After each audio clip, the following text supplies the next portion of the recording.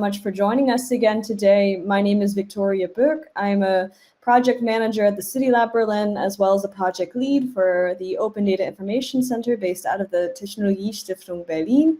I'm joined here by Keegan McBride. Maybe you can say quickly a few words about yourself. Yeah, thanks. I'm just a postdoctoral researcher at the Hertie School for Digital Governance. Before this, I was working a lot with open data in Estonia, and really happy to be here to moderate this panel on data governance today together with Tori. So if you were here yesterday, you already got to participate or listen in at least on some of the wonderful discussions we had from our international group of speakers and panelists dealing with some of these thorny issues around smart cities in terms of how do we ensure that they are really oriented around citizen needs, or how can we facilitate intersectoral collaborations. And so the topic that we want to look at today is then specific to data governance, which has to do a lot with questions like, what data does a city have, or what data should a city have? And of this data, how can cities use it? How should cities be using it? Who are the people that should have access to this data? How do we want to control that? And as you might imagine, in the context of a smart city, trying to understand what kinds of cities do we want to develop and design for the future, here data plays a critical role. So we're really excited for the group of speakers and panelists that we've been able to assemble for this conversation. I'll turn it over to Keegan, who can introduce the structure of this event, and as he does that, I'll add our speakers to the room.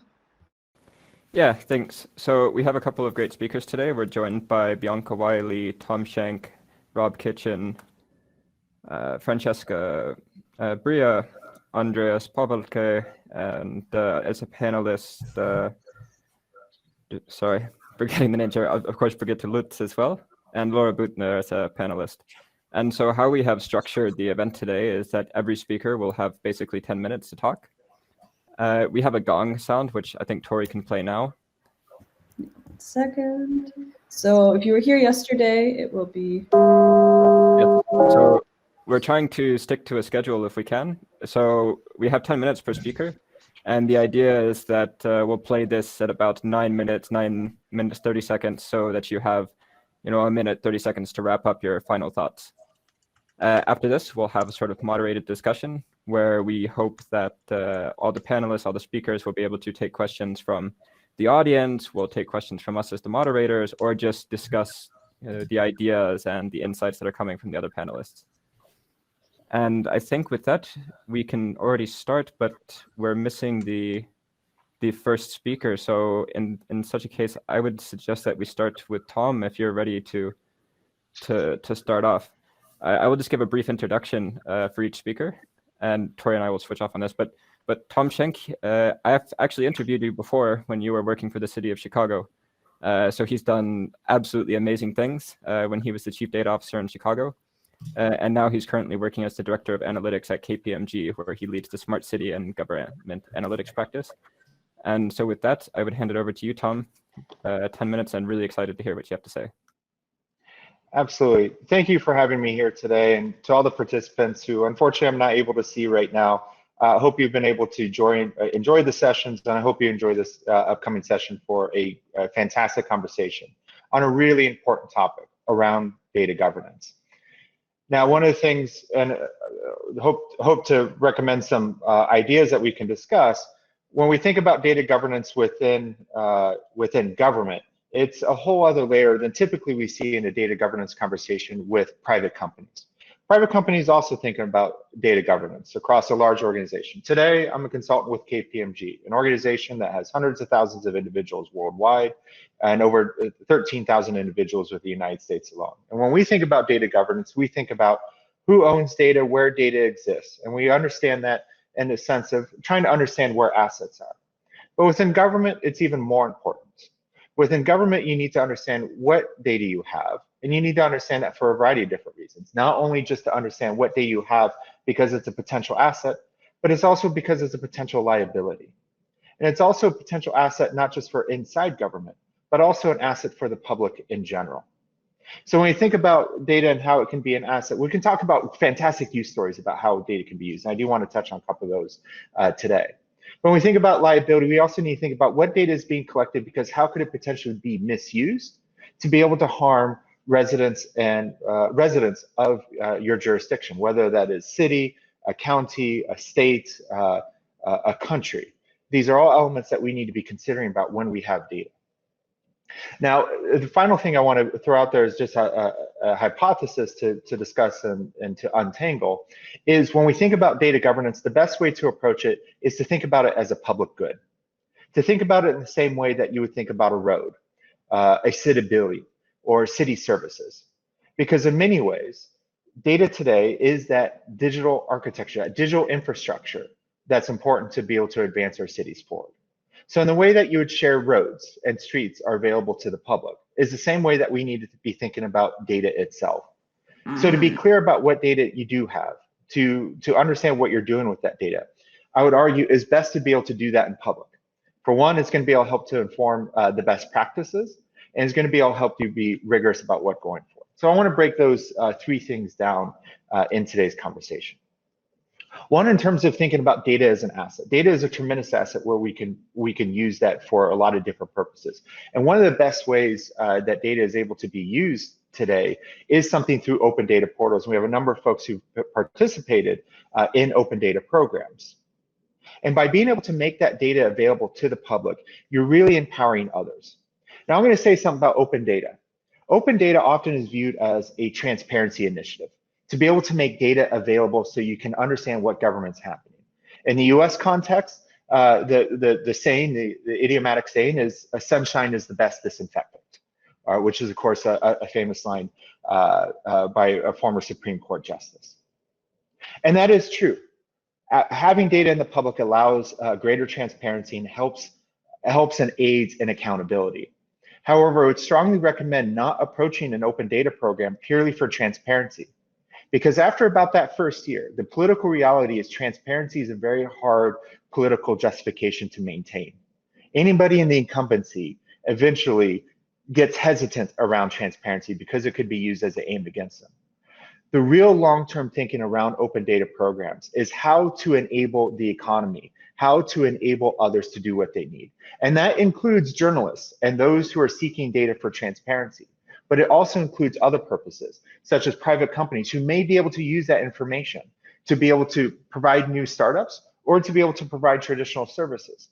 I worked with many companies who started to provide services in the city of Chicago because they could get things like building permits. So they could offer services to alert building owners, to alert people about things that might be happening around their community, whether that's crime, permits, liquor licenses that might be issued. So there's a new bar opening up the street. This is valuable information, and people have come in to be able to provide new services. Today, as I mentioned, I'm at KPMG. It's incredible how often we use open data as part of our day-to-day operations. I swear I'll be able to have a job forever just because I tend to know where governments tend to publish data, because that data is very important to our ability to be able to help service clients.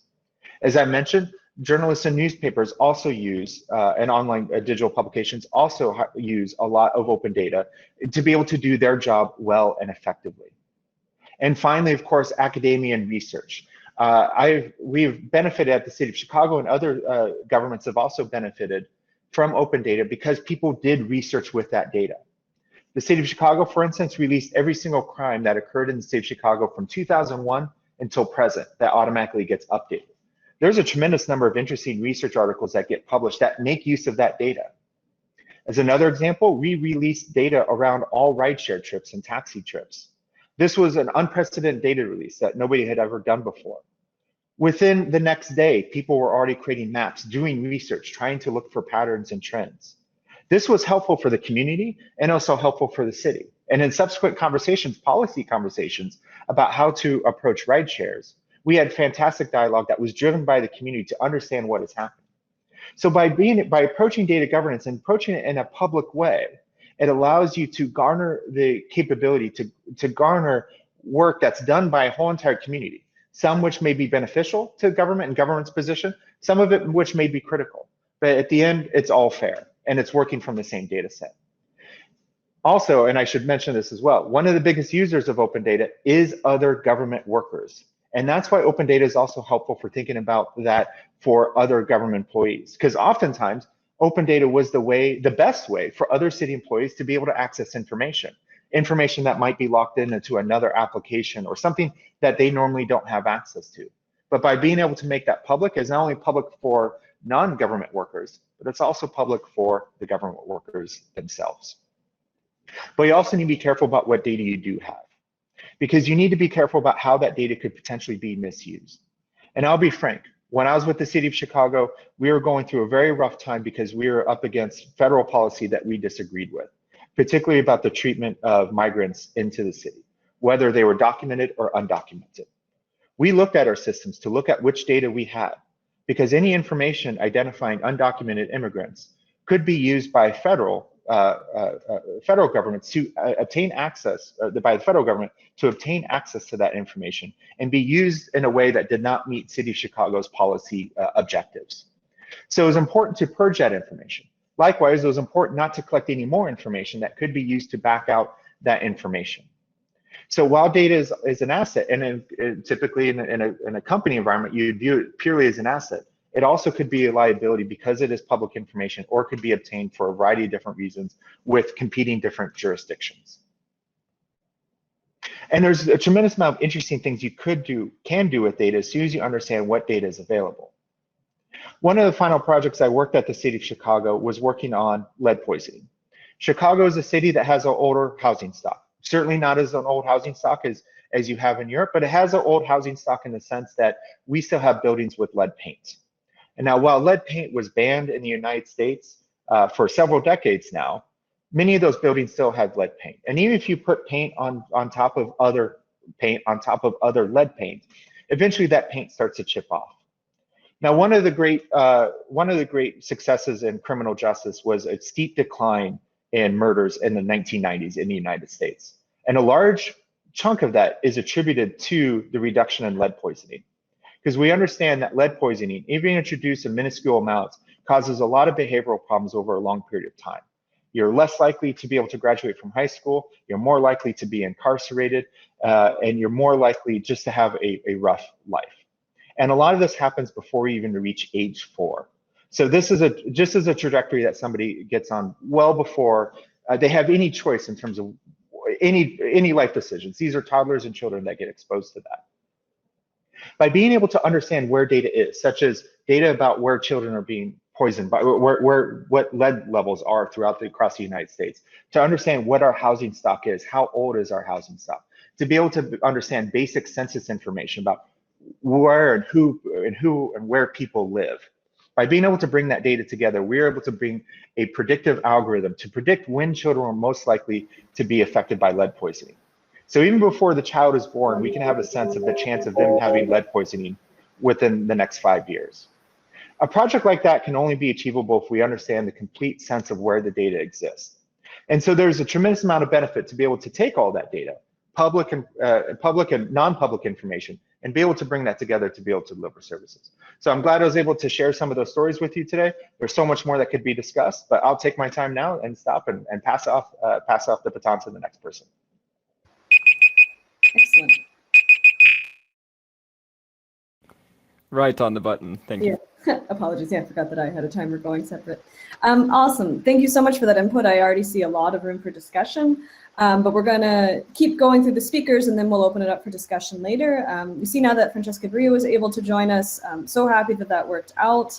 We would then give the floor directly to you, Francesca. So just as a quick introduction for people, if they're not familiar with you, you are currently then the president of the Italian National Innovation Fund. You're a senior advisor on digital cities and digital rights for the UN, and you are, of course, former CTO of the city of Barcelona, and overall then an expert on the potential of data for our cities. And we are delighted to be able to hear from you in this setting. As you heard, then we'll sound a gong when 30 seconds are left in your time, but otherwise the floor is yours and we're looking forward to hearing from you. Thank you, Victoria, and hi everyone. I hope you can hear me well.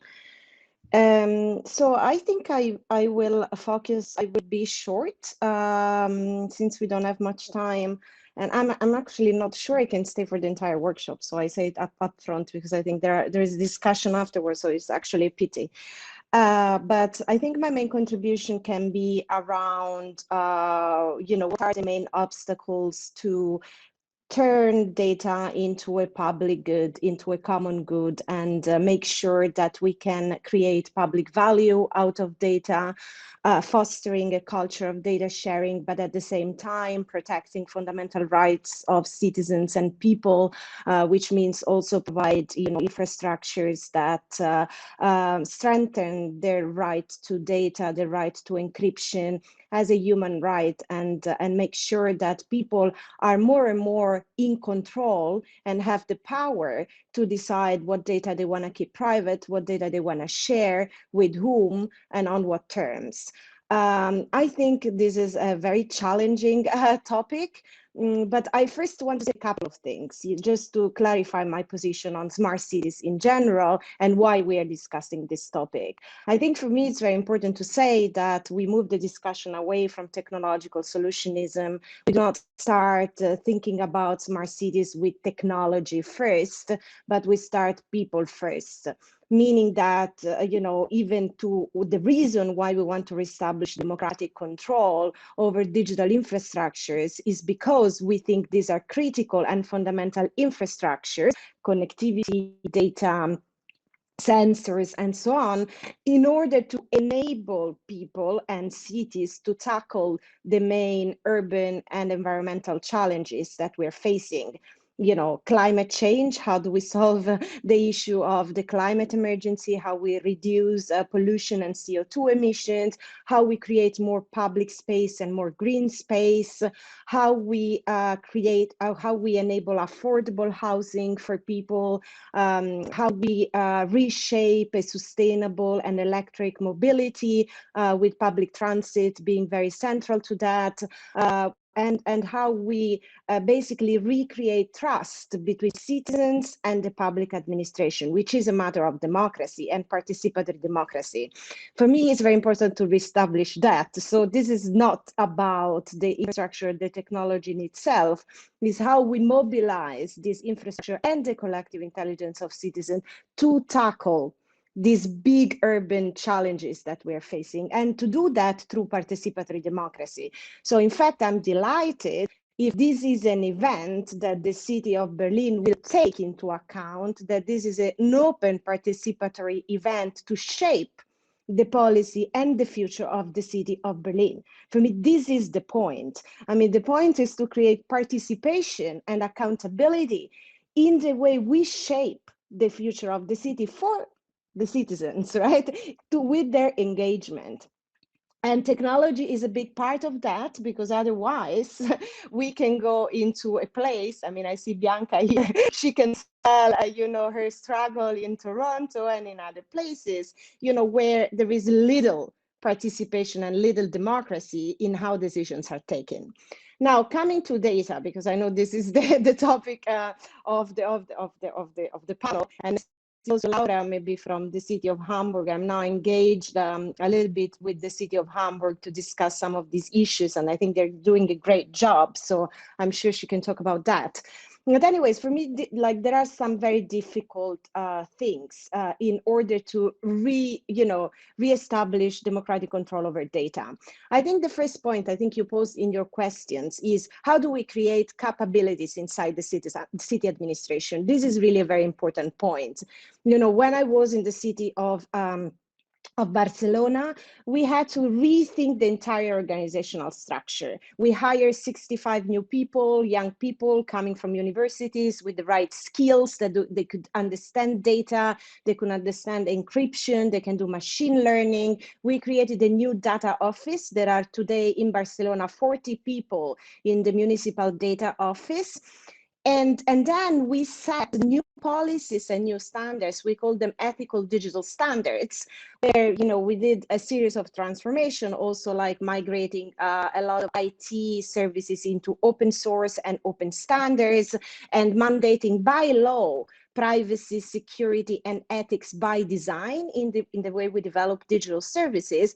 And we also did a very important innovation, which is like changing procurement. So we integrated data sovereignty clauses in procurement contracts.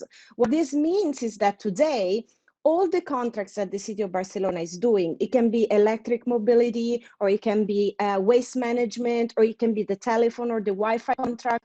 The data does not stay with the provider.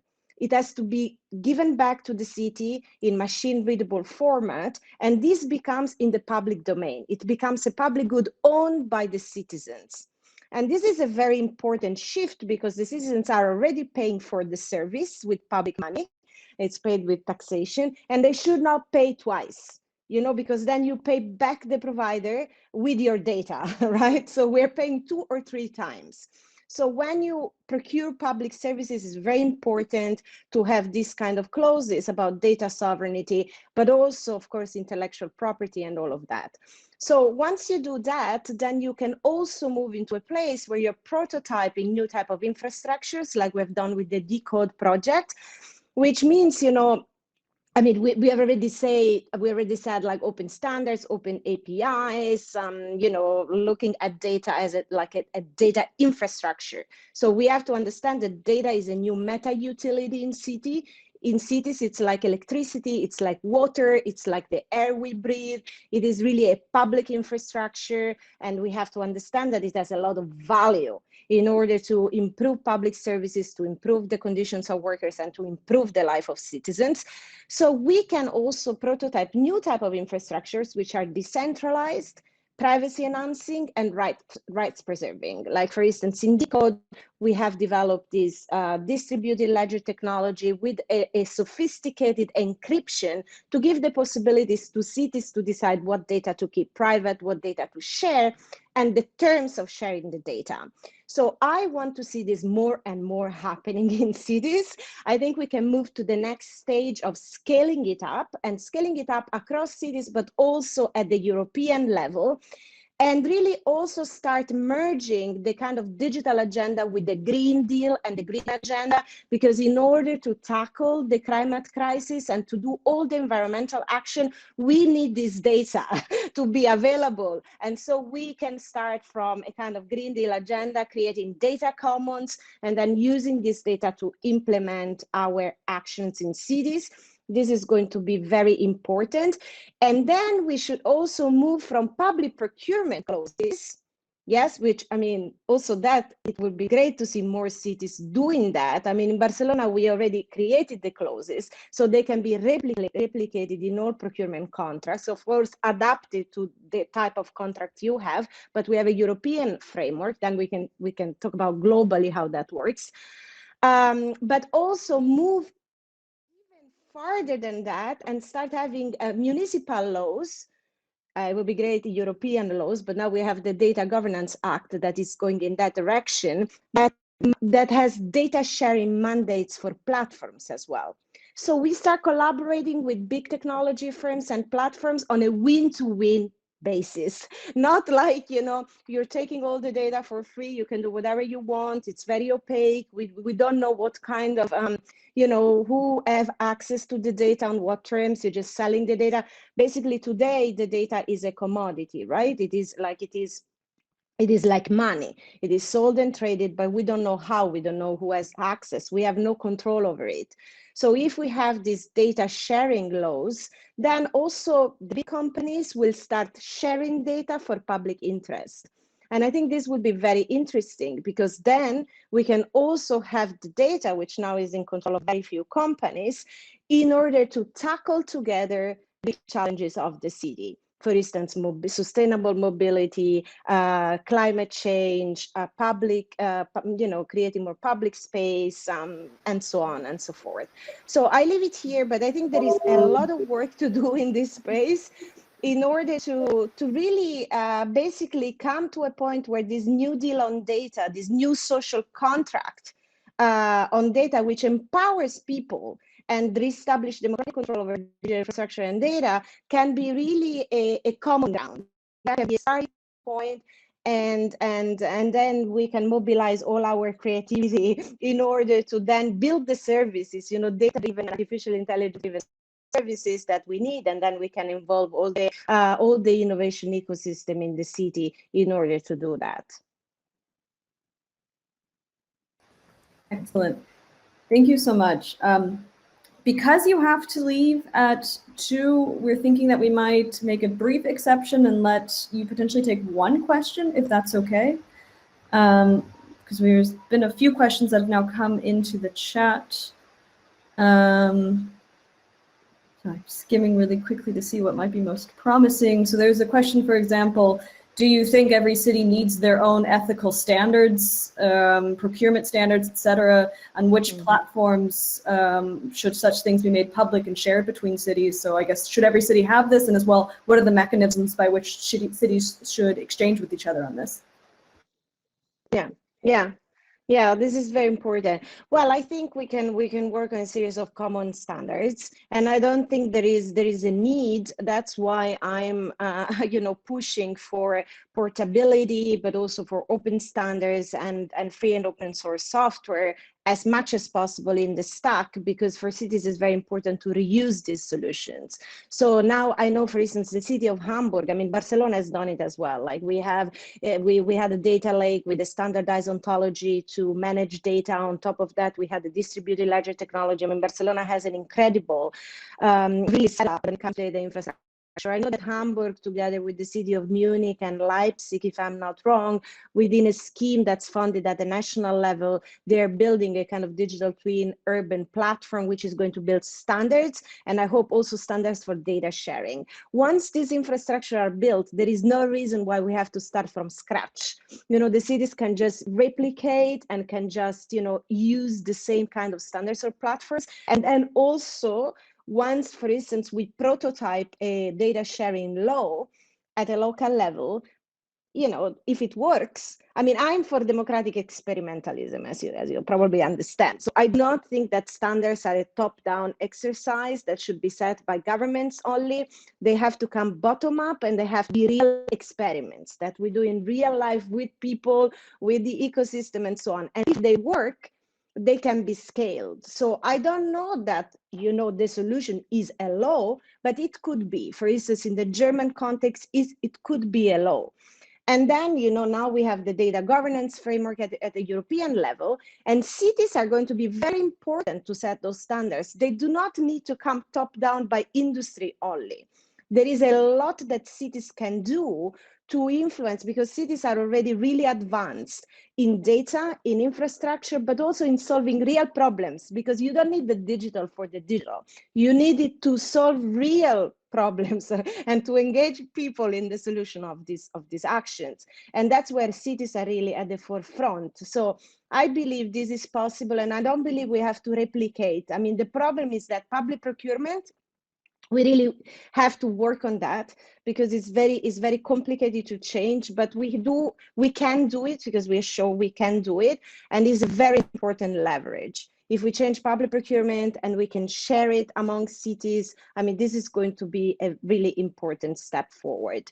So not replicate, not reinvent the wheel, collaborate and find the right solution, and then experiment, prototype, and scale. I mean, this would be my advice. That's fantastic. Thank you so much for that additional input. I think everybody really enjoyed that.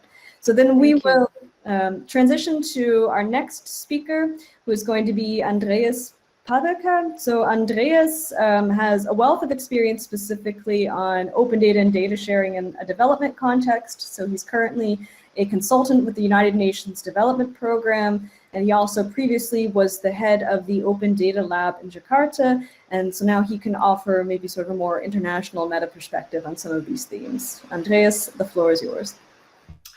Thank you, Victoria. Can you hear me well? Hi, excellent. So I'm happy that that Tom went first, covering sort of the open data work. So I'll not talk about that so much. But I'll dig a bit deeper into some of the things that Francesca was talking about when it comes to data, as a public good, having public value, and looking at sort of the collective management of data beyond open government data. So I think, just to start, in terms of the smart cities concept, I think, as we've heard before, it has had a very sort of technocentric view, where especially when it comes to data, generating large amounts of data, putting sensors everywhere to buildings, cars, even people, collecting that data, extracting that data, putting it to the hands of some decision maker, ideally in a dashboard, and that person would then take decisions and essentially sort of manage a city. I think sort of that paradigm is obsolete, and I think we're moving away from that. So we're going hopefully sort of from a data extractive paradigm to sort of data empowerment, wherein citizens are empowered in using the data they are able to access, government data, but also their own data. And also to that, now I just looked up a few numbers, and what I've seen is that there's a massive decline in smart city projects across the world. So from 2019 to today, there was 60% or so decline in the numbers, and then I don't know what comes after the smart city sort of concept. But I think what we need for cities is green cities, open cities, shared spaces, participatory, sustainable cities. So I think this is a much more sort of appropriate term to describe what we're, I think, discussing today. So yeah, and I doubt that sort of can be achieved through a census unless there's some sort of magic sensor that I don't know of. So in the broader sort of data governance space, I think what we're increasingly seeing, not just in cities but elsewhere, is that open data is sort of an established concept. So it's increasingly part of the smart city program. So I haven't really seen any sort of smart city or open city program where there's no open data, at least in our geography in Europe. There's higher levels of participation, consultation, engagement. This is a case in point, but also a number of hackathons, different kind of datathons and events. And thirdly, at least again here in Europe, thanks to GDPR mainly, data protection, data privacy is really put at the center of many of these initiatives. But I think my point here today is that that's great, but it's certainly not enough. So I think if you want to turn cities into inclusive, participatory, and thriving cities, we need to look beyond open government data and focus on data outside of that realm. So I'll not talk about data protection, data privacy. I'm not an expert in that. I won't talk about participation, getting different actors on board. There's a lot to discuss about that in terms of going off from sort of single point solution, one-off events, to more fundamental infrastructure, more long-term engagement of civil society, funding of civil society. But I'll focus today on going beyond open government data to look at collective democratic rights-based approach to data governance that also looks at data that we as citizens produce.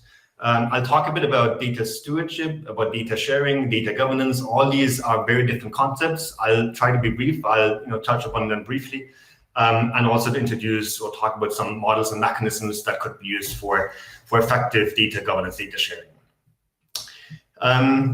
Now, a lot of data is being produced, as we go about our daily lives. We use our smartphones, we make payments, we use different tools, technologies, and all of that creates data. And sometimes that's referred as data exhaust. So data that is, produced as a side product. But that data has huge value. And if you want to, be really open, participatory, inclusive about the way we think about data in cities, we need to look at that data as well.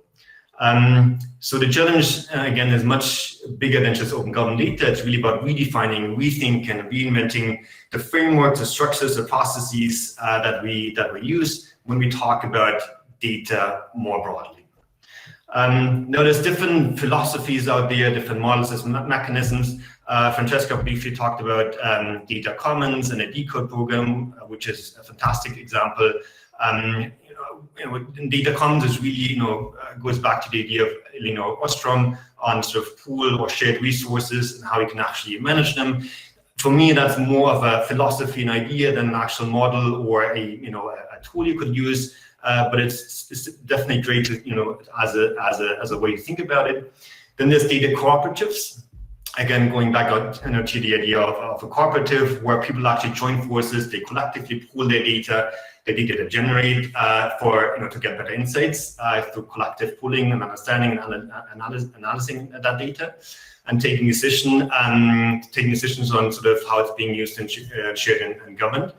There's great examples out there, not so many yet. There's one from the US, I think, driver's seat, that's essentially where drivers from Uber, Lyft, and other platforms pool their data, they share it, they govern it jointly, and they get access to insights that they wouldn't have or they don't get from these other platforms.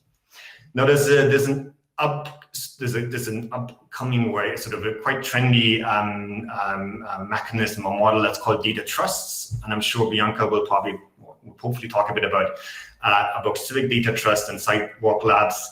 Now it's in the data strategy of the German government, it's in the data strategy of the European Commission. There's a lot of hype around it. Essentially what it is that instead of us making all decisions about how our data is being used, we put them in a trust, so essentially a legal trust, and one or several trustees make decisions on how the data is being used, how it's shared, who it's shared with, etc. I'm simplifying a little here, but it's essentially the idea behind a data trust.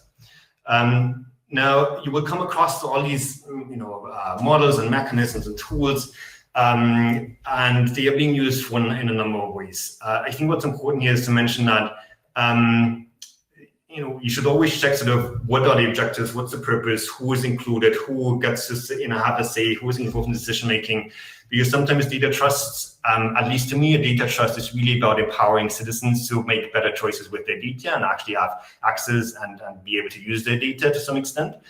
Often what I've seen is data trusts being used sort of for horizontal data sharing across or between companies, which I think is not the right term to use there. Now, we can talk about these sort of models and mechanisms in a lot more detail. There's a lot to say. There's a study that I did with the Bertelsmann Foundation. I'm happy to share here later. But I think sort of there's a fundamental question sort of underlying all of that. And that is sort of how do we actually view and therefore handle, govern, and regulate our data? And ultimately, ultimately, what's the value that we want to get out of it? And now, again, simplifying here, but I think there's 3 levels at least. One is sort of the individual level. So we say, well, so my data is my individual good. I can share it with whoever I want, based obviously on regulatory frameworks. I can sell it, I can monetize it, and essentially data as an individual good. The second one is data as a collective good, having collective values. So a group or community shares the data, and they pool it jointly as the data cooperative, and then democratically decide on how the data is being handled. And thirdly, and that's what I think Francesca mentioned earlier, data is a public good, having public value. So you go beyond individuals, beyond certain groups, to look at data for the public value. What that actually means, what public value is obviously contested and needs to be discussed. But you could think of things like addressing societal, health, environmental issues that are beyond a certain group or beyond a certain individual. Now, there's a number of models here, and that sort of fit these categories to some extent at least. So one is the individual level, where you talk about data exchanges, data marketplaces, sort of data sharing models, where you take your data, you put it up there. It could also be a personal data store. You can then monetize it, or you can share it, or you can use it in any form you want. The second one is collective. I mentioned earlier data cooperatives is a good example for that. And the third one is for public value. There's a discussion in Germany at least about mandatory data sharing, where big companies would be forced to share their data to some extent. This is at least the thinking behind is data as a public good. And then data trust could cut across all these 3. So you can have all of these different values, individual, collective, and public, if you talk about data trust. Now, a last point on individual versus collective. So we've been thinking about data over the past few years, and also GDPR, so the general data, the privacy regulation is really looking at data as a sort of from a hyper-individualistic approach. So we're looking at data as my good that I can share or not, but we really need to think about the collective implications of us using data. So my data, so my address is not just my address; it's the address of my mother's son, my genes are not just my genes, but they also are shared with my family, my kids. The call that we're having here, the data that's being generated, that's not just my data, it's our data that we need productively manage. So I think I leave it with that. I think that's an important point to say, let's look beyond sort of individual management and value and implications, especially of our data, our individual data, and think about the data governance as a collective arena, essentially, or approach that we need to think about going beyond just the individual level. Great. Thank you for that, Andreas. It's a very interesting perspective, and I hope that we can come back at the end with the discussion and hit some of these points. And with that, I'm really happy to introduce the next speaker, which is Brigitte Lutz, who is the data governance coordinator at Vienna and is absolutely knowledgeable on this topic of data governance and open government data, probably more than many, many people. So I'm really happy to have you here and really excited to listen to what you have to say. So thank you for the invitation and to present the data governance and data excellence initiative of the city of Vienna. What do we mean with data excellence? Our data excellence strategy has 3 pillars. Data governance is one. We know what data governance is, the rules, the people, and whatever you need to manage your data on the right way. The second pillar of our strategy is data quality management. And the third pillar are the technical aspects, how to manage the data on the technical side. We have our data excellence strategy since 2019. And from the strategic part, it is embedded in the digital agenda of the city of Vienna. Because we think that data represents a stable core of information management of a city. And we think that data is the digital IQ of a city, like an intelligent or a smart city.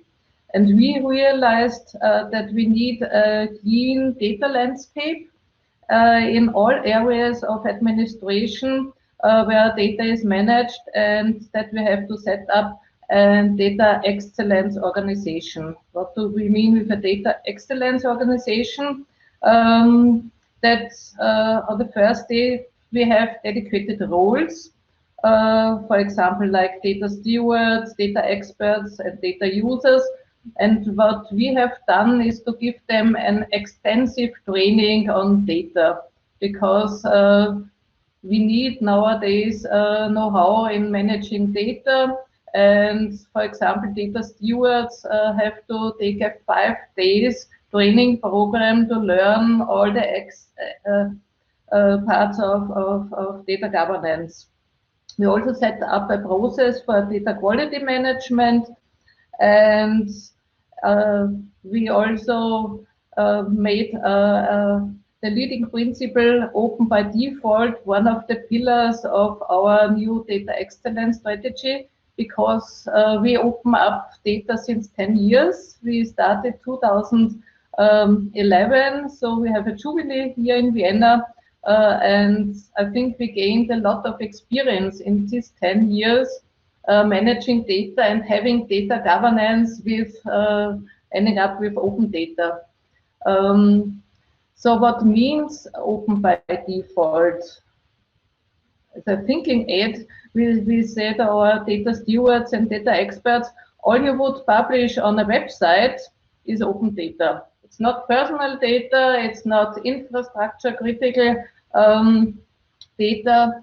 And we have, maybe you know the ODI data spectrum.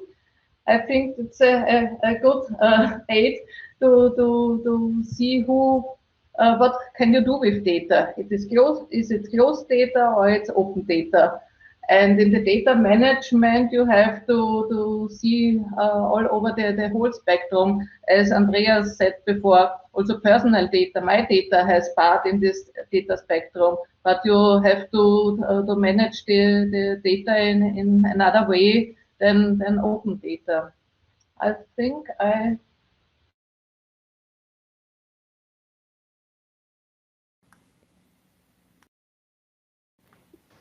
We don't hear you. Are you? You muted yourself, Brigitte. Yeah. I muted me. Thank you. I'm here again. What I also wanted to tell about the 10 years experience, I think it changed the culture in the city of Vienna. Maybe you know the saying, open data makes open minds. We started from top down to the people, and now we are on the same level like the people in the city, the startups, the economy. We speak on the same level after some years with them and learned to participate with them, and that open data is not only a transparency mechanism, it's also a part of participation mechanism. What we do now is to open up data every quarter of the year. Tomorrow we have the 42nd open data phase, and we also have regularly meetups with the people, so we know our community of open data in the city and know their needs. So I say mostly of them are startups and the economy, but we also know a lot of universities who use open data, and we often heard that the real data is for students more interesting than any test data to get experience on data literacy, for example. As Francesca said before and others, we are fans of cooperation. Nobody has to establish frameworks or rules or standards by itself. I think we are all the cities have the same challenges and data usage, data administration. So I think we can do a lot together, and we are in a lot of cooperations and city networks, for example, European city networks like Open and Agile Smart Cities and so on. And there we share our experiences and exchange information and see what other cities already have done.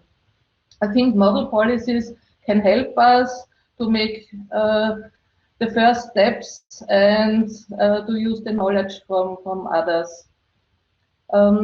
We also have implemented, we have published an implementation model of open government. I will share the link later in German and in English. And we have published it in a network called Open Government Data Dachli, Germany, Austria, Switzerland, and Liechtenstein. So you can use it, and maybe you can use some of our experiences. One special thing is using licenses. Maybe a hint, using Creative Commons licenses for open data is highly appreciated by the data consumers we have. What are the next steps in Vienna? We are working on something like an urban data space, which should include not only open data, also closed data from private partners or from mobility data.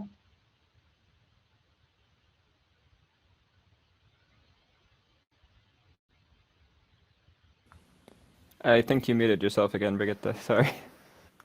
No, okay. Maybe there was a little problem. So we want to share the data between the city, economy, and science, and doing with these trust and sovereignty practices, which are common now in these urban data spaces. And the last point we are building up is also a digital twin of the city of Vienna, which links all kind of data together for planning and simulations. So I often say this is the highest part of becoming excellence when having a linked data principle, knowledge graphs, and so on internally, also on open data, that it is possible to match all this data which we have in the city to combine it in the digital twin. We also do it not alone, as mentioned before. There are a lot of German cities in special, like Munich, Hamburg, and Leipzig, which are dealing with the digital twin. So we are also fans of cooperation, doing it in this part together with the other cities. So thank you very much, and thank you for the others for the interesting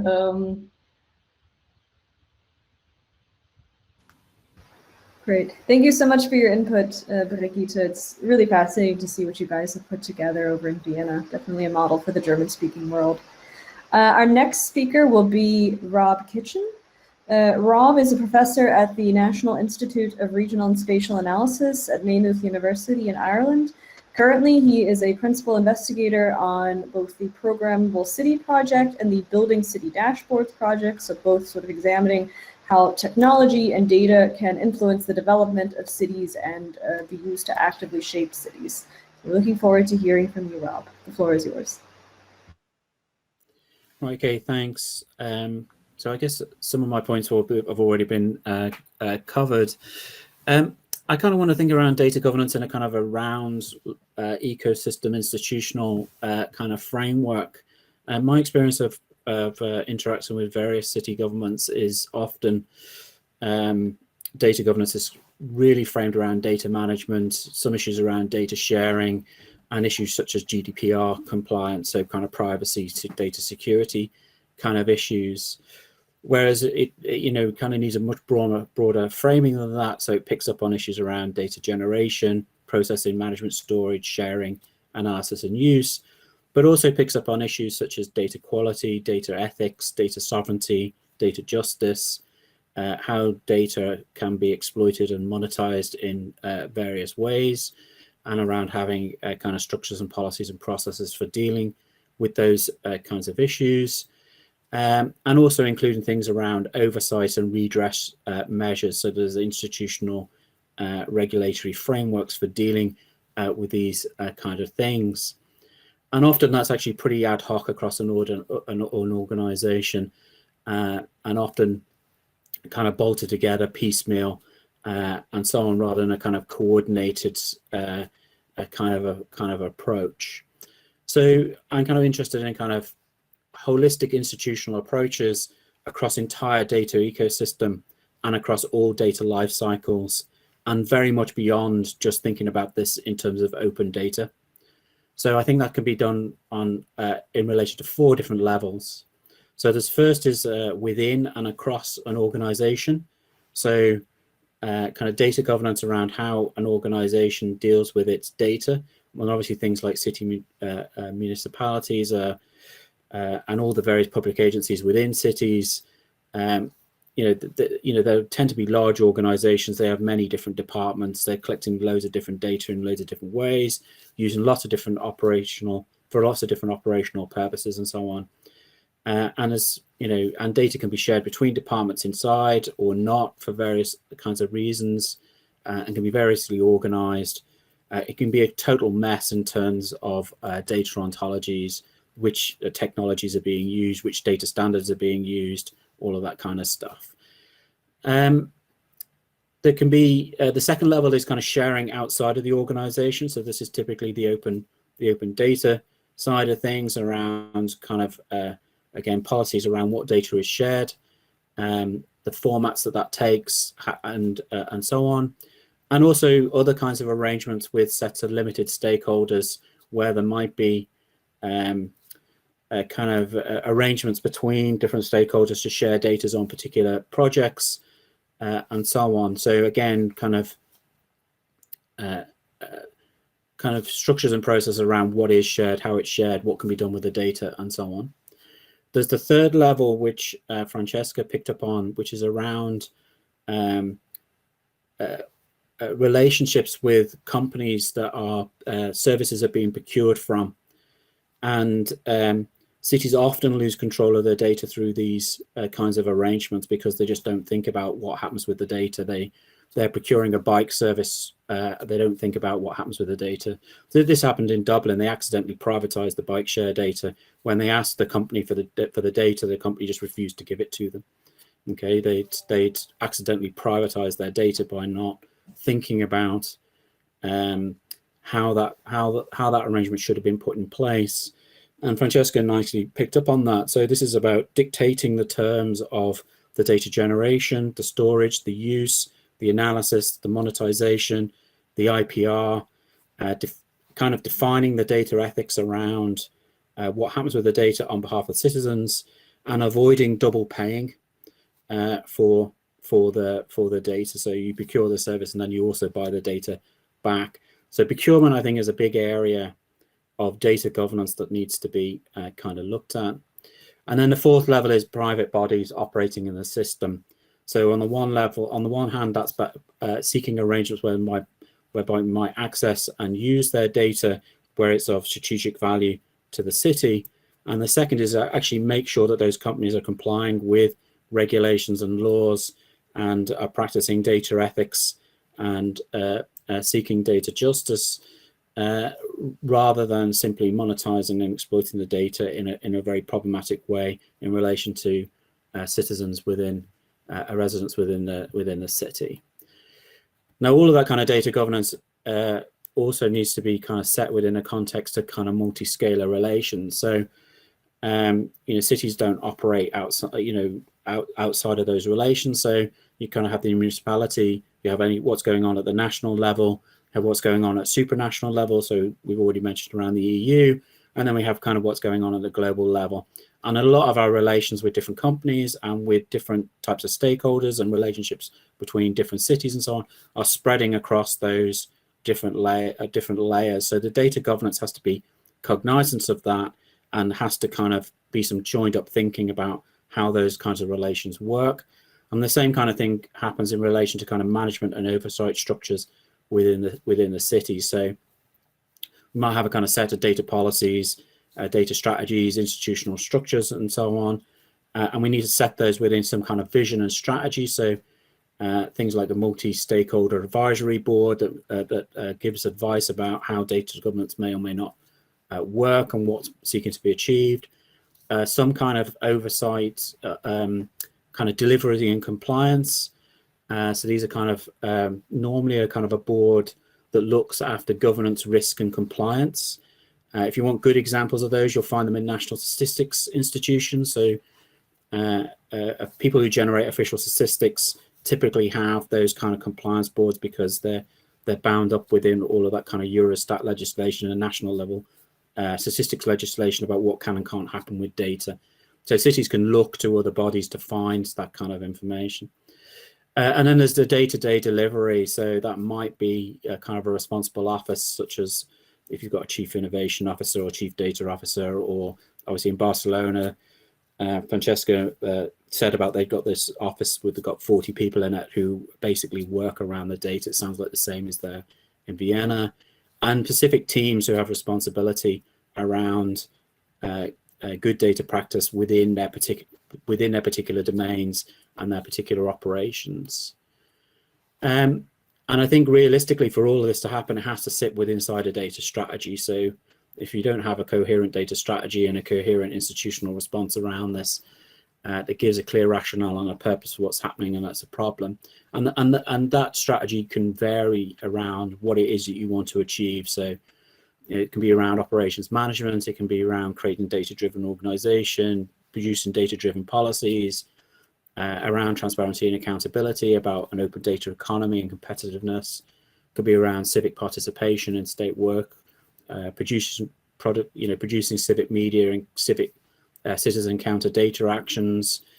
It can be around long-term data infrastructure for archiving longitudinal data and making that data available to the organization to use in the future, and so on. but that strategy has to be accompanied by a kind of policy structures and processes and real institutional work to think about what will actually make that be realized, and to make sure that appropriate mechanisms of redress and oversight are in place to deliver that.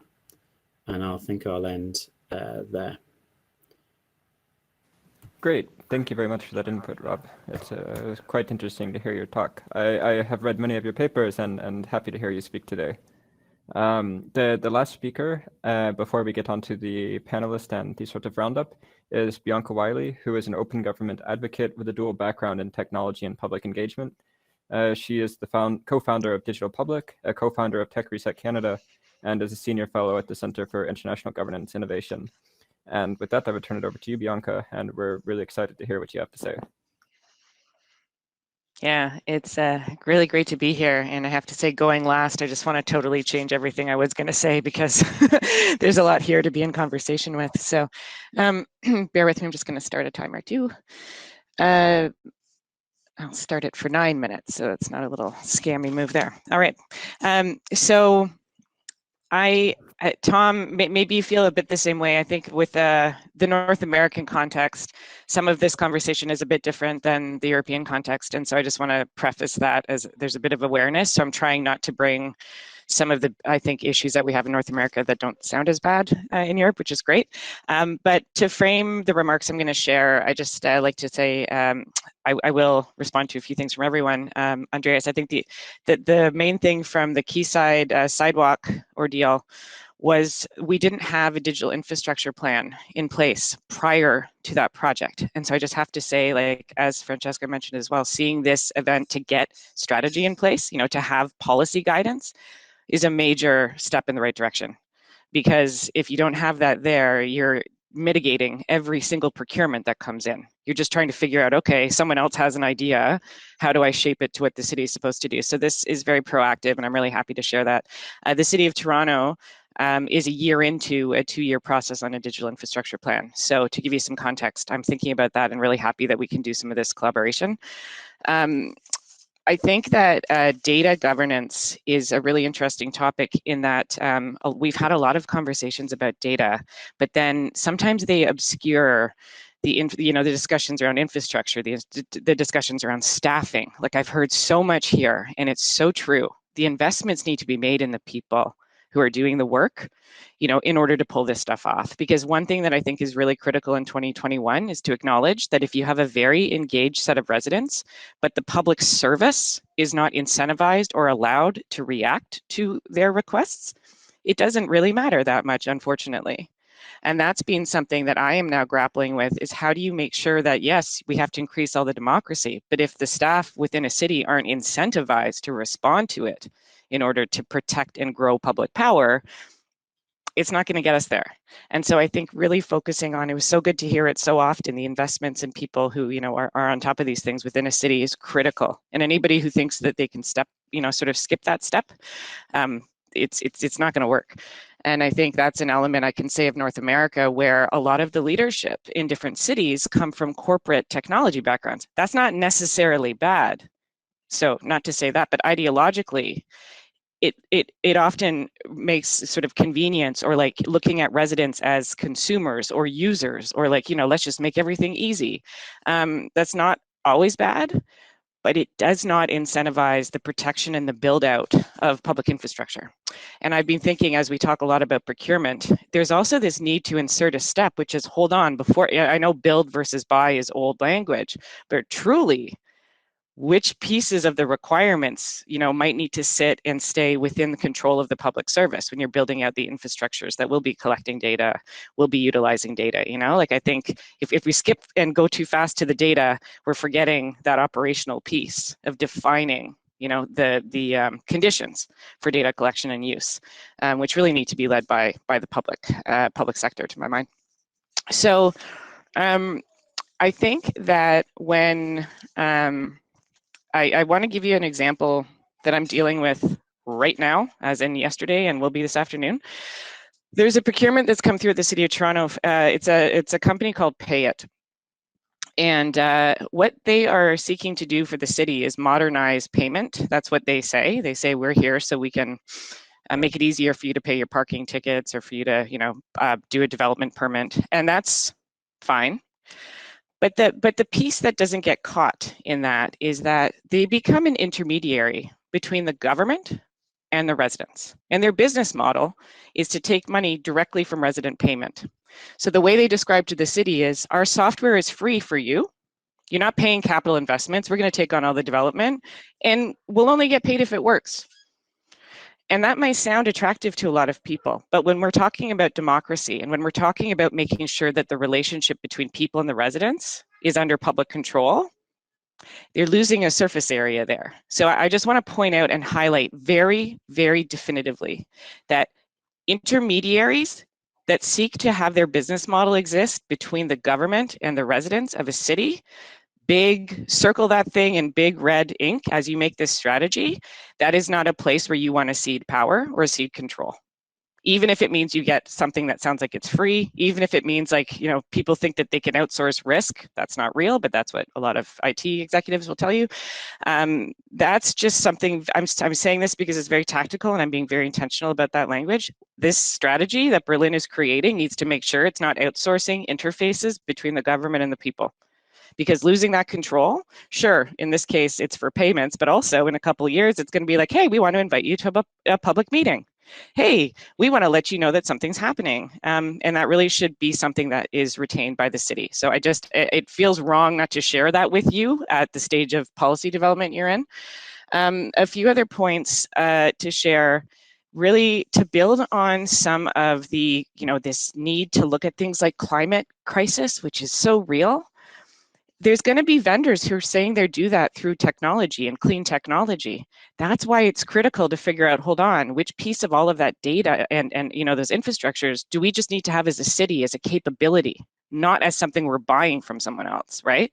And so I think this idea of stewardship of that kind of data as a public good is really important, because it can't be productized that we need that data for the climate crisis. It can't be productized. It needs to be understood as public good, because I've seen it productized and it's going to keep getting productized. So I think, Andreas, to your point around data trusts, and when you said sort of the commons is it has like a philosophical, I think, abstract, like there's something happening there and people agree it sounds good. I want to tie it so practically to operations, which is, again, something that can be done in policy. We are in a wicked climate crisis, right? At the heart of many injustices, and this is where our relationships with colonialism actually do come together from Europe and Canada, is common law and private property and capitalism and their relationship to each other. And we really, in this moment, need to shift from models of ownership to stewardship. Politically, we can talk about data trusts. We can also talk about land trusts. Like, that's happening a lot in Toronto, is how do you shift it so that we're sharing these kinds of resources? And so I think we need to think about taking that model of stewardship and making it something that can be practiced, right, through policy, because it has to be operationalized.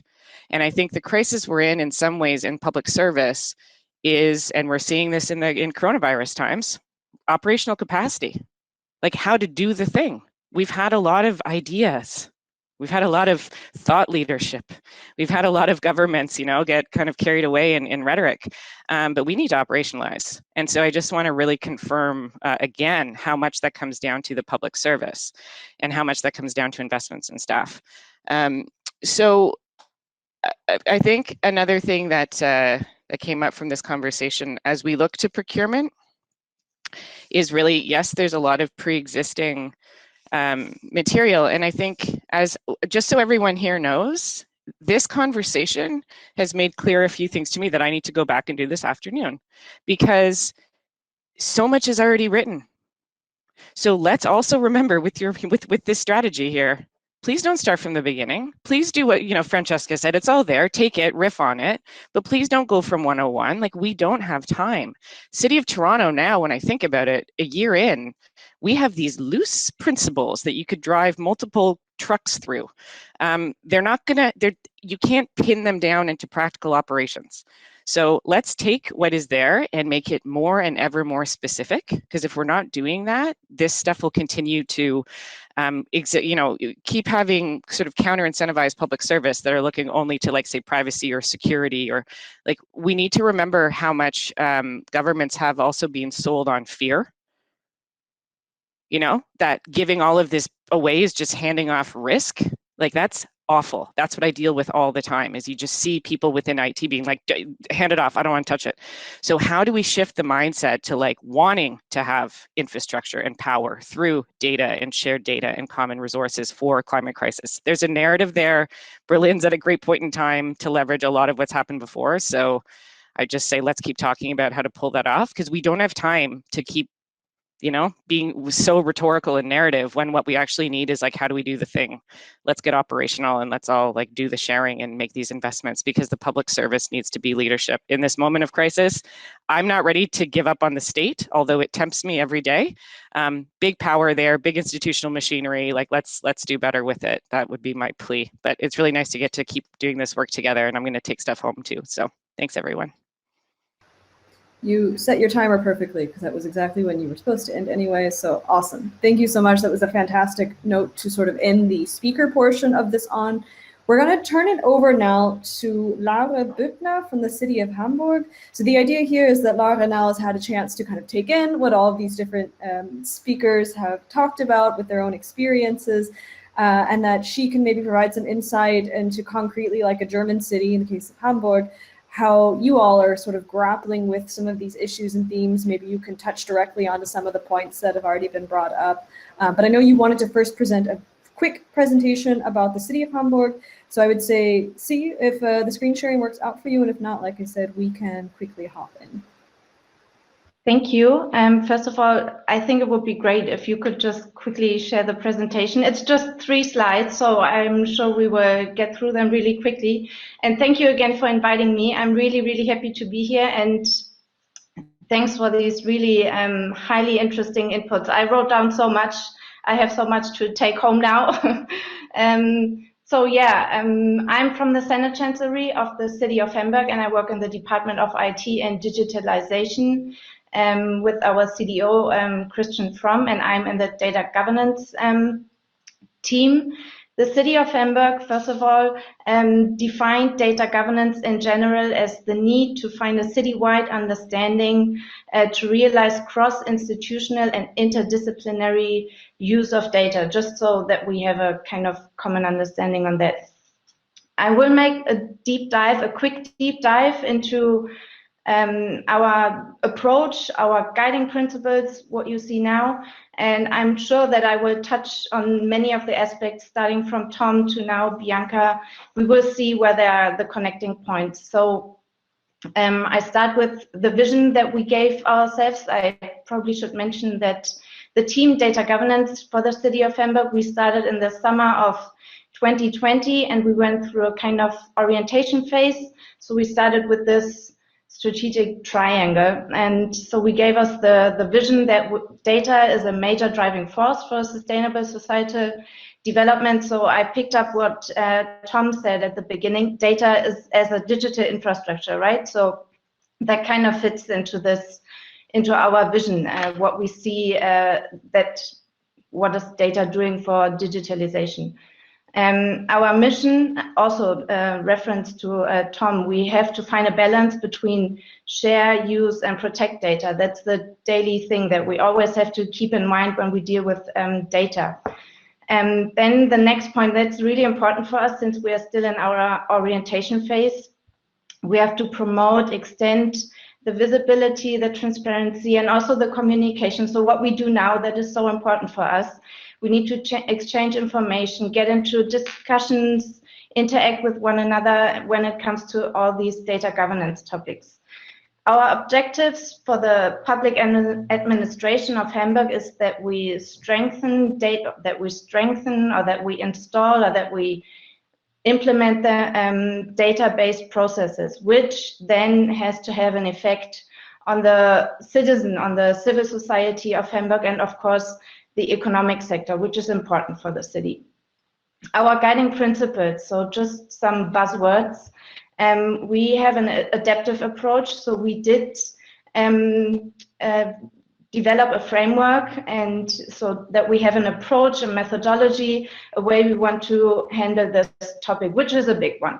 So, and we know we have to stay dynamic. It's a dynamic world that we're in whenever it comes to digitalization.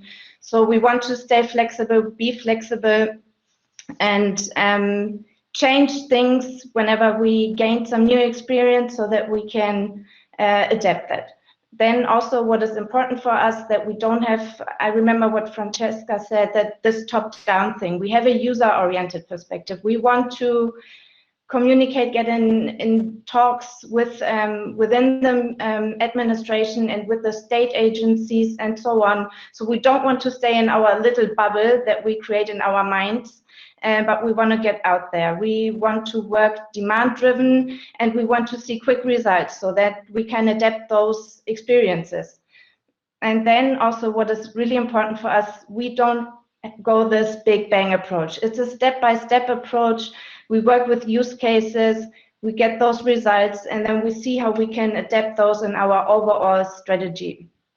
So that's the main points. And I want to, just to what I talked about at the beginning, orientation phase. We're in a kind of lab situation. So we made this framework and we thought about this, and now we have to try it out and see what works, what does not work. So let's continue to the next slide. Exactly. Okay, so now I will get back to those use cases that I just talked about. We defined some fields of activity, and we talked about some of those already. Rob talked about some of them. Brigitte Lutz also, she addressed many of those aspects. So we defined those fields of activities, and in the top row we have our soft facts, change management, cultural aspects, digital and data sovereignty. That's what Francesca also talked about. And then in the middle, we have our technical topics, our technical aspects that we always have to keep in mind, of course, when we design a data governance. And then in the lower row, we have all the regulatory requirements that we always have to keep in mind, of course. So we work with use cases, and we apply these fields of activities to our use cases. And our use cases are with many actors from the city. So with our different actors in the ministries, state agencies, and public companies. We work in those use cases. We go through these fields, and then we want to develop blueprints. And these blueprints all together result in standards for our data governance. So that's the main idea behind all of this. And then I would just maybe go to the next slide already, show you that, as already mentioned before, Hamburg is doing quite a lot already. We have our digital strategy that we implemented last year, the beginning of last year, which has also this intersectoral, cross-sectoral. So we really open up, and we have a top-down and bottom-up perspective because we want to work together on this topic. So that's also something that we heard a lot already today. Bianca just pointed that out really clearly, which just shows us the way that we chose for Hamburg is a good way, and we keep going with that, and we want to try it out, and we don't know everything, so we have to gain experiences. So that's one thing. Then we have our urban data platform that has already been referred to before, which has been developed with our state agency together with the Port City University of Hamburg. So we have this cooperation between the city and science research, which is important for us. Then we have our transparency portal for the city of Hamburg. So this open data mindset is we can find in this portal. And then, of course, the Gov Data portal, which is a data portal for all the public and administration data, which is coordinated by the city of Hamburg or by our department. So we see that there's a lot going on. There is still a long way. And just so you know, we try this out, and we are in this lab situation. So we learning by doing, maybe, kind of. and this top-down, bottom-up, that we kind of get this together, that we have some guiding principles, but keep an open mind, and that we can always react to this always changing environment that we're in. So thank you.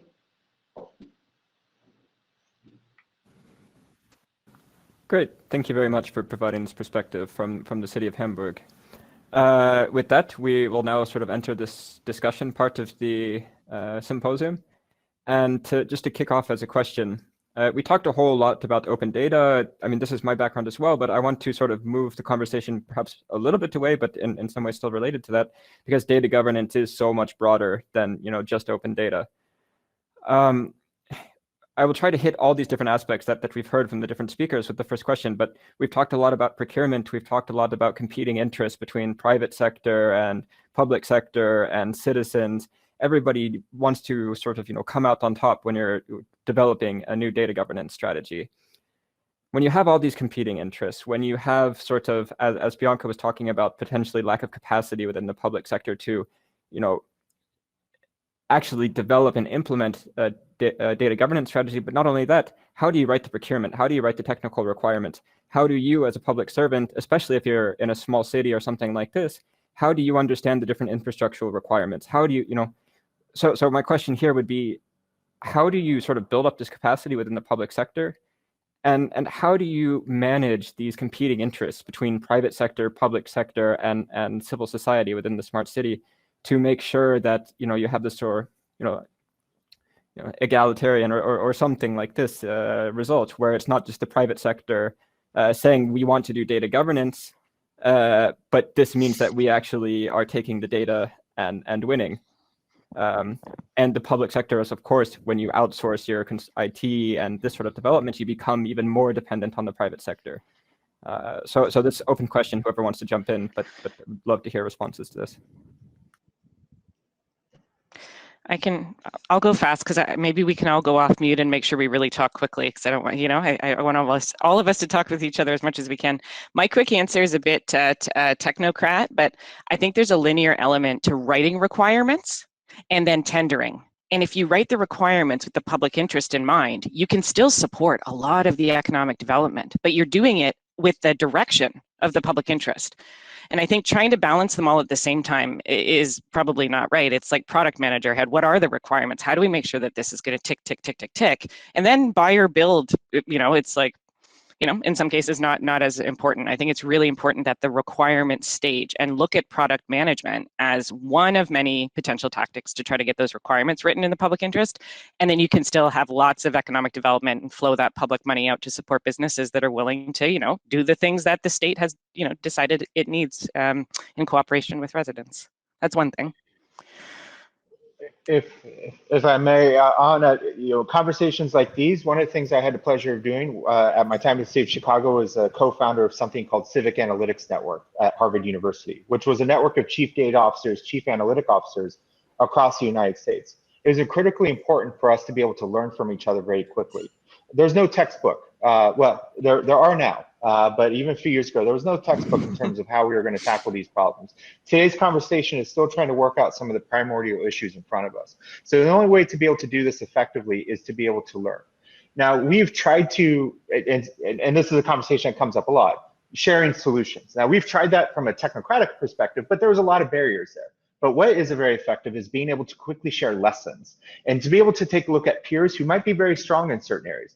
I believe in Chicago, we were very strong in terms of writing laws that required bike sharing companies and ride sharing companies to report that data to us, because it is the public data and it is data that we need to be able to do that. There was lessons learned that others could take from it. Likewise, I learned from my peers across the globe, from London to San Francisco to New York, to be able to bring that in. Keegan, you did mention something that's very important to consider in this conversation, which is about smaller cities. And as many people talk about the rise of urbanism and that half the world population lives in cities now, and 2/3 are going to live in cities in the next 30, 40 years, it gives a misnomer that there's mega large cities like Chicago, San Francisco, London, that's all encompassing of 2/3 of the world's population. That's simply not the case. Take a look at a city of San Francisco. San Francisco area consists of 8 million people. The city of San Francisco consists of 800,000 individuals. there's 110 other cities of varying size that are also needing to regulate this. And so that sometimes is very much a challenge for middle and smaller cities that exist within a large urban sphere to also participate in this. This is where partnerships with the public, where partnerships with academia, and partnerships with other government institutions is deeply important.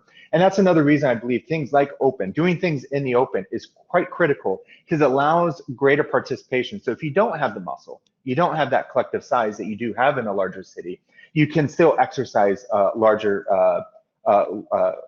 control. But there is still the issue that state is underfunded. We are to the bone in terms of what resources are available. And that is still a problem to over tackle, and that still needs to be pursued. So those are just my comments. I want to add, you have to have someone, and if it's only one person who loves the data of the city. And if you have this one person, then everything will be good. You will have a strategy, you will have the people with the knowledge, and you will have the partnerships with others. If I may just quickly add to that, and I'm going back to what Francesco was saying, I think any data that's generated as part of any sort of collaboration between public and private sector or any tendering process needs to be put in the public domain. So that data shouldn't sit with the company after the project is over. If it's non-personal data, it could be put out as open data. If it's personal data, obviously it needs to be a different sort of data governance or sharing agreement or arrangement.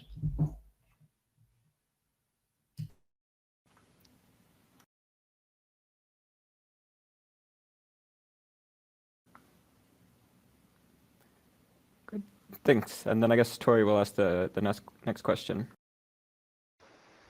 Sorry, I actually thought you had one queued up. Did you have one from the audience queued up? No, but I can ask. Caroline, the moderator for this event, just asks, do we have any examples in which the requirement for tendering has been co-created with citizens or the networks that Tom is talking about? Yeah, so I guess that's more directed to Tom from Caroline.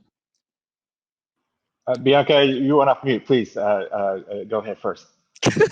I'm too excited because we just did something. There's a strategy that's going on in Toronto to have increased accessible internet, and we just had a success to have a motion at council to have a consultation before the procurement to help write the requirements. So for this strategy, you could consider building back on what everyone said about democracy, go to consult before you procure so that you can write those requirements in community with community. And then you're not going to get hammered when that tender goes out where people are like, where did this come from, right? So it's, I'm as a process, this experiment has started, but it passed at our council. So that's one example that's in motion.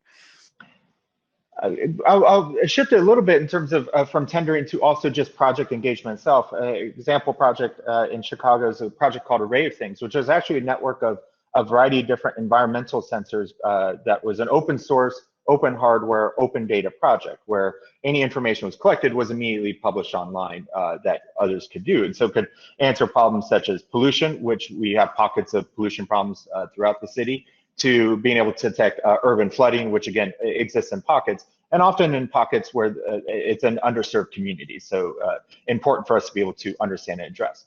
But when approaching, especially on the topic of Internet of Things, where sensors and collecting information is deeply crucial, that project from the beginning engaged the community through working through NGOs, local nonprofits, to be able to understand what do people want from a project like that? What is beneficial to them? What do they want to see out of that could help them every single day?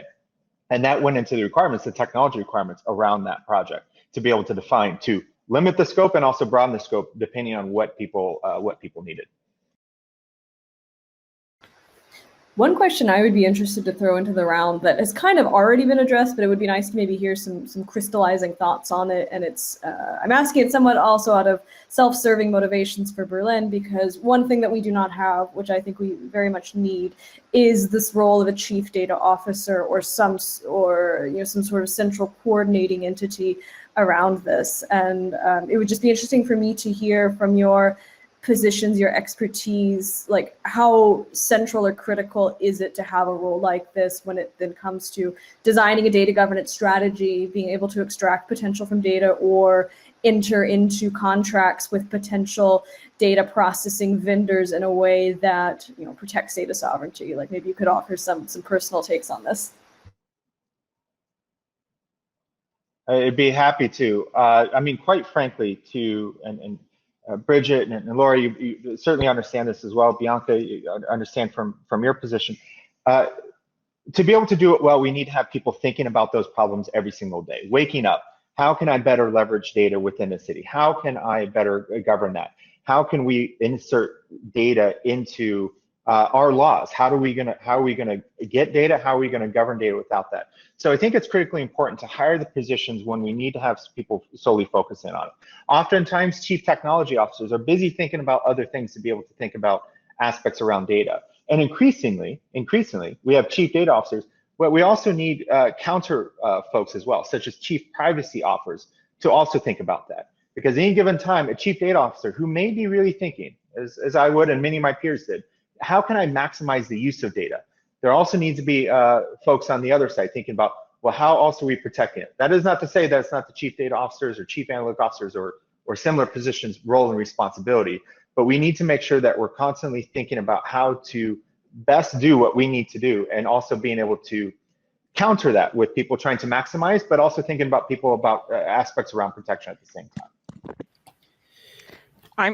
Rob, I want to hear you on this because I've got opposing one. I was going to say, it really needs to be accompanied by political leadership within the organization, that the role is actually going to be meaningful. And for it to be meaningful, we actually need real institutional reform within most city authorities. Because the data at the minute, really, the control of data resides within each individual department within the organization. So you're sticking somebody in who has to be able to have power and authority across all of those different departments and units to get any kind of coordination and leverage around changing institutional policy, changing institutional mindsets. If that's not going to happen, then it's a wasted position. You know, so it does actually, you know, you almost need to make the decision that you're going to become a data-driven organization, and you're going to have coherent data policies and data strategies that go across the entire organization. If you're not willing to do that, then a chief data officer is, you know, a relatively redundant post. The difficulty there, of course, is one is getting the political leadership around agreeing that that's what you want to do as an organization, and two is institutional inertia and internal politics and fiefdoms and everything else that would allow you to get the change. So you'll always get big resistance inside the organization of people who don't want to give up their little bit of territory around this. So it's a big institutional thing to do. Now, Barcelona obviously made the decision to do that. I mean, there are other examples of places have done that. So the city of Boston did that. And made the decision that they were going to become a data-driven organization, and reorganized how they were working, and put in place, similar to Barcelona, put in place around, I think they have about 40 different data people organized in 4 teams. You know, so they have an open data team, they have a mapping team, they have a kind of civic media team, an analytics team. You know, and within each department, within the municipality, there is a data champion who's in charge of making sure that the data within that department fits inside the institutional strategy and policies. You know, so but if you're not going to do that, then it's difficult. It sounds like Vienna has made that move. It sounds like Hamburg's made that move.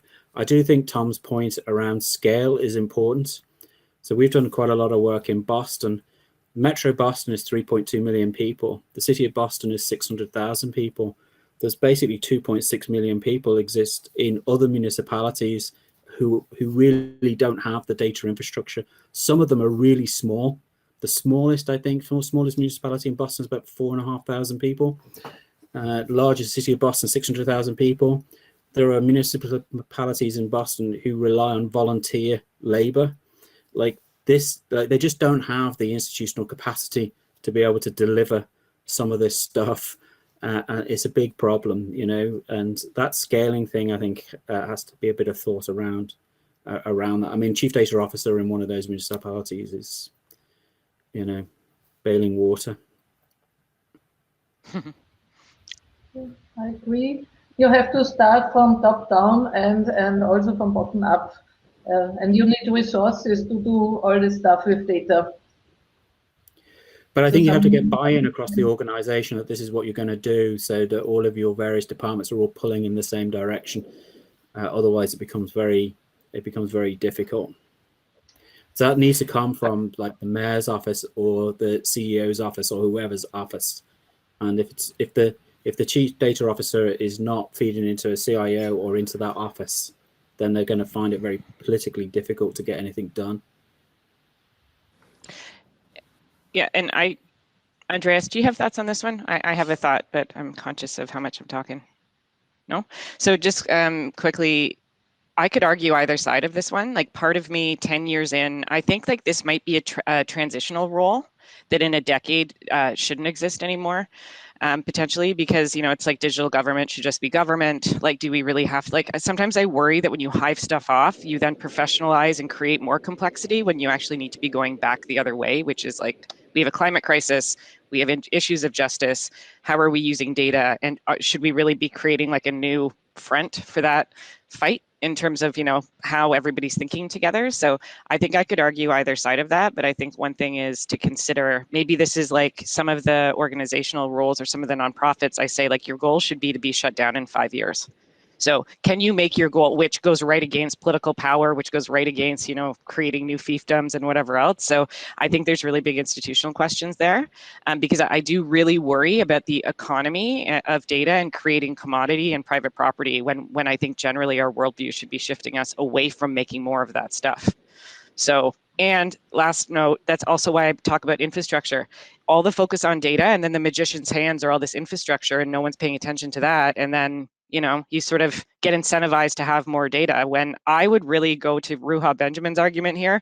I don't think what we need is data in almost every major problem in a city, but marginal value for some of it, totally there. But like, let's be careful how much we, you know, how much power we give data versus all the other power that exists. I would quickly like to add to that, because the city of Hamburg introduced the role of a chief digital officer in the year 2018, and it was a strong signal to the public that there is a new role, there's a new department, this new role assumes responsibility, the government realized the importance of digitalization, and so with our department we accompany, we design, we give a go to all those digitalization projects, processes, but at the same time, it is very important that it's not all centralized, that it's decentralized projects, and we accompany them, we are there, we give some guiding principles, and sometimes we have some tricks or I don't know what, but it's a public sign to the civil society, but also to the public administration, to every single employee. We talked about that. What do the employees do? Bianca, you touched the topic. That's highly interesting, super important. So with this role or with this institution, we get the whole process going, and we need some sort of starting point. There's a point here I know that is woven through and called out specifically by Rob that's important, is when we take a look at each city, this is very critically important to, when positions like this come into play, understanding power structure of the city, understanding where there have been cleavages in the city, and be able to place those in appropriate areas. Now, in the US, looking at my peers, Chicago, Boston, their chief data officer reported to the CIO because they were trying to centralize their technology infrastructure. San Francisco, Los Angeles, who has a very decentralized, where really each department owned their own data, they placed that in the mayor's office. And smaller communities, oftentimes mid-sized communities, or even something you might envision as being a large city, often would see roles like that being inserted into a budget office in terms around performance management. And these aren't explicitly chief something roles. These could be pivots on existing roles. But that's something that's critical. As we take a look at different cities, there are different tactics that do need to be taken to correspond to local city politics or local government politics to be able to best leverage them. Because if you misplace them, they will fall flat. They won't be effective because they don't respond to the organizational challenges that are already there.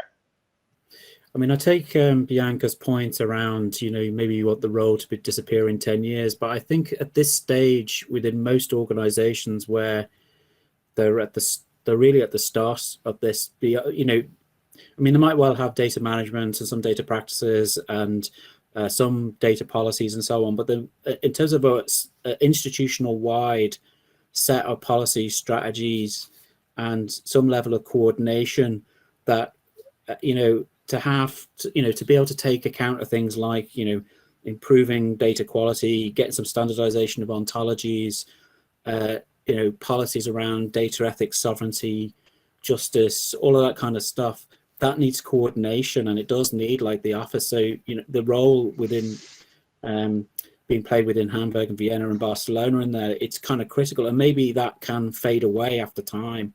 I take your point around like the, you know, the data is really coming out of the infrastructure, so the infrastructure is below that. So I can see why you'd want to link it up with a CIO and so on, but I do think at this stage for many cities, having that kind of role would actually help, because at the minute it's so fractured. And if you told every, you know, like a large city might have 20 plus different departments, right? And you tell all of them to go away and create their own data policy, create their own data governance structures, create their own, you'll just get this kind of mess with inside the organization with lots of different competing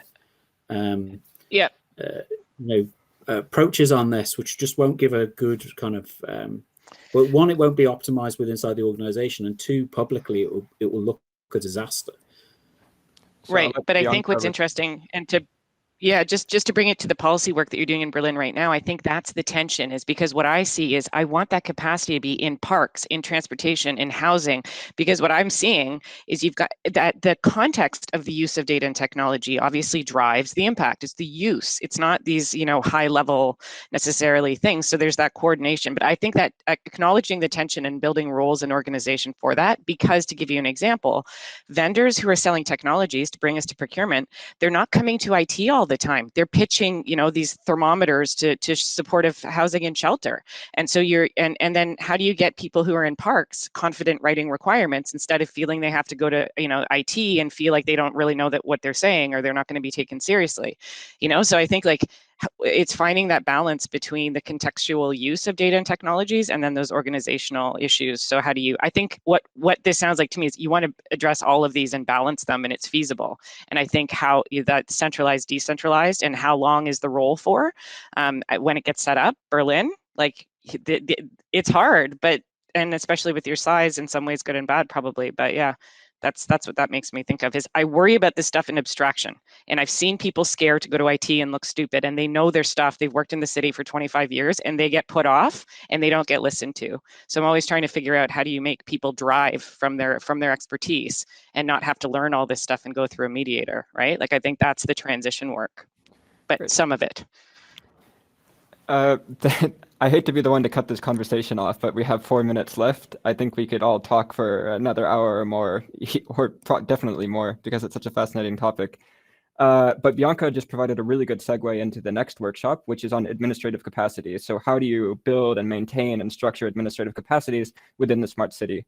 But what I would like to do is, in the last 4 minutes, is give each speaker short time, very short, say 1-2 sentences. What's your, you know, if you had to offer a piece of advice to the city of Berlin, or what your #1 takeaway from this workshop has been so far. So I would start with Bianca, and then I will just popcorn through everybody. Okay, cool. I'm going to borrow one from my colleague, Sean McDonald, because I love it. Don't bring knowledge to an incentive fight. Great, thank you. Laura, it would be great to hear your thoughts. You're muted. Sorry. Yeah, I think a step-by-step approach, learning from others, what we heard today is important. Don't have a narrow mind, open it up, look right and left. I think that's what we try to do, what we do every day. And I guess that's kind of my last message. Great, thanks. Andreas? I think in line with what I was saying earlier, look beyond open data, think about how non-open data essentially can be leveraged. What the city needs to provide in terms of infrastructure, support different communities on that. And I think this would be something where Berlin would be, ahead of the curve if you did that. Great, thanks, Tom. Leverage the community as partners to be able to achieve what the community wants. Great, thanks, Rob. Start with a strategy, I think. I think you have to have a plan about what it is you're actually trying to achieve. And the second thing is go and talk to Francesca. Great, thanks for that. And then to close it off, I'll go to you, Brigitte, just to hear your closing thoughts. Thank you. So I say again, love your data and cooperate with others on the level of other cities. And I think we all can learn from each other. Great. Thank you, everybody, for attending and for providing your insight to all the participants. For me, it was very, very insightful and relevant, and I'm very happy to have you all here. And I'm sure the audience feels the same, as well as the city of Berlin. And with that, I would hand it over to Tori if she has any last-minute thoughts. But otherwise, I think we have now 15-minute coffee break before the next session on administrative capacities. Exactly. I can only say thank you all so much. This was incredibly valuable, I think, for the city of Berlin specifically, but for everyone to listen. It was amazing to hear your exchanges with each other as well as your individual inputs. Just thank you. This was fantastic. Yep. So with that, I would dismiss everybody and say thank you again for being here and hope to see you at the next session.